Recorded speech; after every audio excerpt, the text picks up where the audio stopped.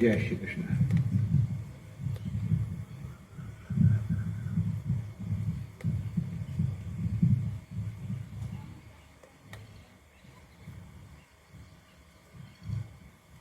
किसी वस्तु की प्राप्ति के लिए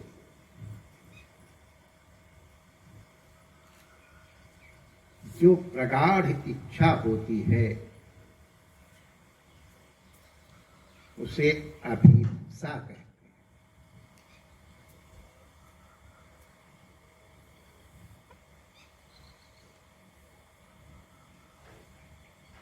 जब किसी को बहुत अधिक प्यास लगती है तो जल प्राप्ति की उस अभिलाषा को पिपासा कहते हैं।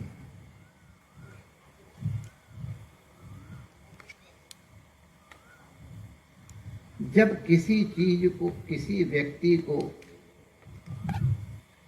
बहुत तीव्र भूख लगती है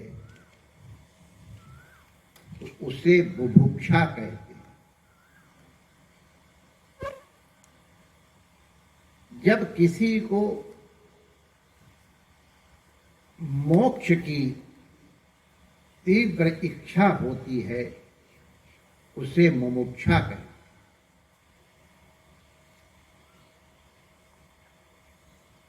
अगर प्यासा है, वास्तविक प्यास है, तो किसी भी कीमत पर वो जल प्राप्ति की चेष्टा करेगा। कुछ भी मूल्य वो देने को प्रस्तुत रहेगा।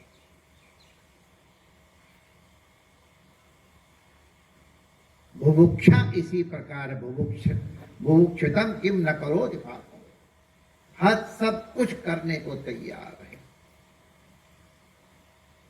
उपनिषदों में तो जूठे उड़द खाने की, कुत्ते की पिछली टांग खाने की,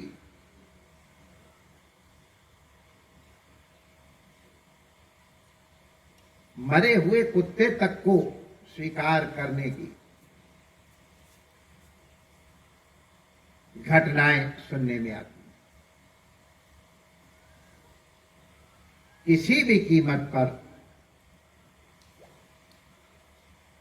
क्षुधा की निवृत्ति करनी है उसको तीव्र बुभुक्षा कहते हैं।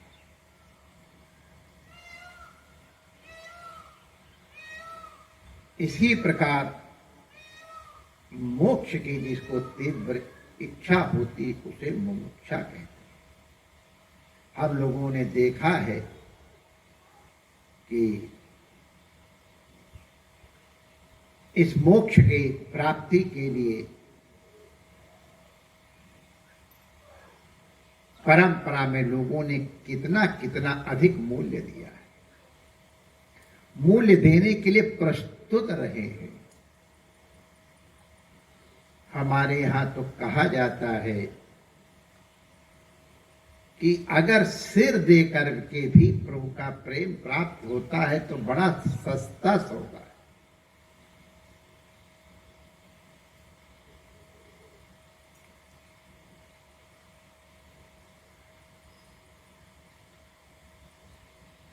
वे रीस इश्क में हस्ती ही जुर्म है, अभिमान जुर्म है। रखना न कभी पांव यहां सर लिए हुए, यहां सर दे दे के होते हैं सौदे, आशिकी इतनी सस्ती नहीं।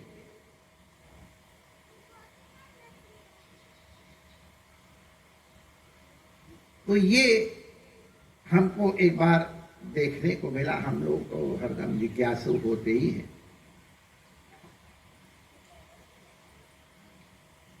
हम काशी से गुरु पूर्णिमा के लिए आते थे और गुरु पूर्णिमा करके 2-3 दिन रुक करके चले जाते थे।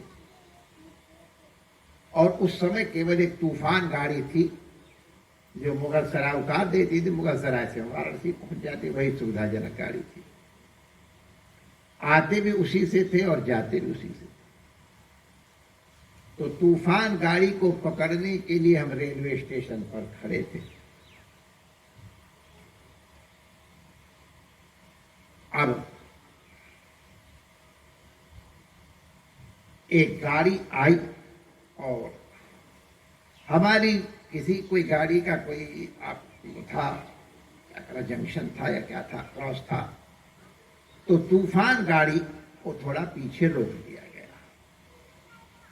और उस इंपॉर्टेंट गाड़ी को आगे करके और प्लेटफार्म पर आके खड़ी हुई। गर्मी के दिन पानी बेचने वालों की चांदी थी। अब हमको ठीक से दाम तो याद नहीं, 8 आना मान लो, हमको ठीक से दाम याद नहीं, इसलिए मैं कह रहा हूं 8 आने में पानी दे रहा था। सब लोग धड़ाधड़ पी रहे थे। अब क्योंकि वो क्रॉसिंग थी इसलिए गाड़ी थोड़ी देर तक रुक गई तो सब लोग पानी वानी, तो लगता कितनी देर सबने पानी पी लिया। थोड़ी देर बाद एक, मैं खड़ा खड़ा देख रहा, एक व्यक्ति ने कहा, ए पानी वाले इधर आ। तो हमने देखा जो पानी बेच रहा था लड़का, वो बड़े बेमन से पहले इधर का देखा, जैसे वो उनको पता चल जाता। ये दुकानदारों को कहते, महाराज हम तो आंखें देख के पहचान लेते, लेने वाला है कि टाइम वेस्ट करने वाला है। तो दोबारा तो गया बड़े बेमन से, तो वो पूछता है पानी कितने का है? तो वो उधर देख रहा, 8 आने। उधर ग्राहक पूछा उधर मुंह करके, अरे बड़े बेमन से, 8 आने, 4 आने में दोगे? वो उसको कुछ उत्तर दिए बिना पीछे अबाउट टर्न घूम करके वापस लौट आया। अब हम लोगों के तो चक्कू तैयार रहती है एकदम बोलने की, उपदेश देने की, ये कैसा व्यापारी है? अरे इसको बताना चाहिए था कि हम तो 8 आने में बेचते, 4 आने में नहीं मिला, कुछ तो उत्तर देता। कोई उत्तर ही नहीं दिया, क्या पीछे चला आया और उस आदमी ने भी दोबारा नहीं बुलाया। तो जब गाड़ी चली गई और अभी तूफान आने वाली थी तो मैंने सोचा इसको उपदेश दूं कि ग्राहक देवता होता है, उससे बड़े प्यार से बात करनी चाहिए। तैयार हम लोग थे, तो मैंने बोला, ए बच्चा क्या जी महाराज पानी लाओ क्या को?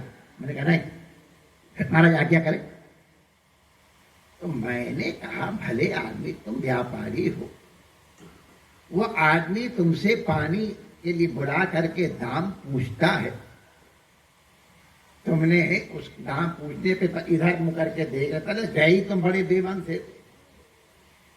और फिर वो पूछ रहा, तुम इधर के 8 आने दाम बता रहे थे, उसने कहा 4 आने में दोगे? तो तुमको कम से कम उत्तर देना चाहिए था, भाई हम 4 आने में नहीं देते, हमारा रेट 8 आना है, और उसको उत्तर देना चाहिए। तो हम उसके गुरु बनना चाहते थे, उपदेश वो मेरा गुरु बन गया। मैंने कहा, महाराज जी उसको प्यास नहीं लगी थी, वो हमारा टाइम वेस्ट कर रहा था। जिसको प्यास लगी होती है महाराज जी, वो दाम नहीं पूछता, पानी मांगता। अरे मैंने कहा, भैया मैं तुझे उपदेश दे रहा था, तू मेरा उपदेश हो गया, मैं तुझे दंडवत करता हूं। जिसको प्यास लगती है वो कोई भी कीमत अदा करने के लिए तैयार है। वाह, तबीयत प्रसन्न हो गई। हम लोग अपना अपना मूल्यांकन करें। हम सबसे ज्यादा, कहने को तो बड़ी जोर से कहते हैं, लेकिन सबसे ज्यादा अनावश्यक कार्य ये दान करना, या भजन करना, ये ध्यान करना ही समझते हैं। जरा से कोई बात होगी, अब भगवान को तो मालूम है मुझे जरूरी काम था इसलिए मैं माला नहीं कर पाया, माला भगवान के महाराज आप जा ले। अब भगवान नहीं जानते ये तो हम कैसे कहें, जरूर जानते हो। दुनिया भर का सामान खरीदेंगे, घर के विलास की सामग्री खरीदेंगे, अरे बड़ी कठिनाई समय चल रहा है, हम कैसे कैसे कैसे करके जाए। सबसे ज्यादा कटौती सबसे पहले ये है धर्मादा में ही होती है। माय डियर, भजन में कटौती नहीं। अगर भजन में कटौती हो रही है, इसका मतलब है तुम्हें प्यास नहीं लगी है, तुम्हें भूख नहीं लगी है, तुम्हें भगवत प्राप्ति। अरे यार, तुम्हें भगवान से प्रेम है, छोड़ो पिपासा, छोड़ो। जिससे प्रेम होता है उसके लिए कुछ भी करने में मनुष्य को प्रसन्नता होती है। संसार नहीं दिखता है। एक बार एक बादशाह कहीं यात्रा कर रहा था और रास्ते में नमाज का समय हो गया, तो वही कुछ जगह बराबर थी, तो रास्ते में एक तरफ उसने अपना मुसल्ला बिछा लिया, जिसपे नमाज पढ़ी जाती है, उस चटाई को या दरी को मुसल्ला कहते हैं। तो उस मुसल्ला के ऊपर नमाज पढ़ी जाती है, उसकी भी विधि है। नमाज भी बड़ी पवित्रता से पढ़ी जाती है। आप लोगों को पता नहीं, मालूम नहीं है कितनी स्वच्छता करनी पड़ती है। वुज़ू करना बड़ा गंभीर कार्य है। कैसे कैसे हाथ धोना, कैसे करना, कैसे कायदे से कुल्ला करना, कैसे दाढ़ी जब तक गीली ना हो तब तक साफ करना, और अगर उसमें कहीं अपान वायु वगैरह निकल जाए तो फिर से करना पड़ता है। बड़ी पवित्र हो करके नमाज पढ़ी जाती है। तो इसलिए वो आसन भी बड़ा पवित्र होता है, और नमाज के बाद फिर उसको आशीर्वाद देने को लोग अपने सिर का टोपी वगैरह हो किसी को प्रसाद देते हैं। खैर, वो यहाँ प्रसंग नहीं है। तो वो नमाज पढ़ रहा था और उधर से एक स्त्री भड़बड़ाती हुई आ रही थी, और उसने देखा नहीं, उस बादशाह के मुसल्ले के ऊपर पैर रख करके निकल गई। ये कुफ्र है, कभी नहीं करना चाहिए। कोई भजन कर रहा हो तो उसको विघ्न नहीं करना चाहिए, धीरे से उधर से निकल जाना चाहिए, आवाज नहीं करनी चाहिए, किसी तरह उसे विघ्न हो, ये अपराध समझ के उससे बचे। कई लोग मैंने देखा है कि कोई भजन कर रहा होगा तो उसके पास जाकर के हम कोर्ट में दिन भर वेट करेंगे, कोई परेशानी नहीं, और संत के पास आएंगे तो 5 मिनट वेट करना मुसीबत होती है, और खटपट शुरू कर देते।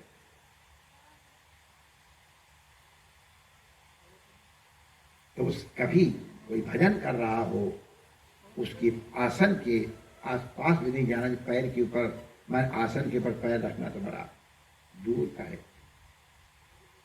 तो ये मुसल्ले के ऊपर पैर रखना कुफ्र है, अपराध है। स्वरूप वो लड़की और ऐसे देखती चली गई दीवानी जैसी,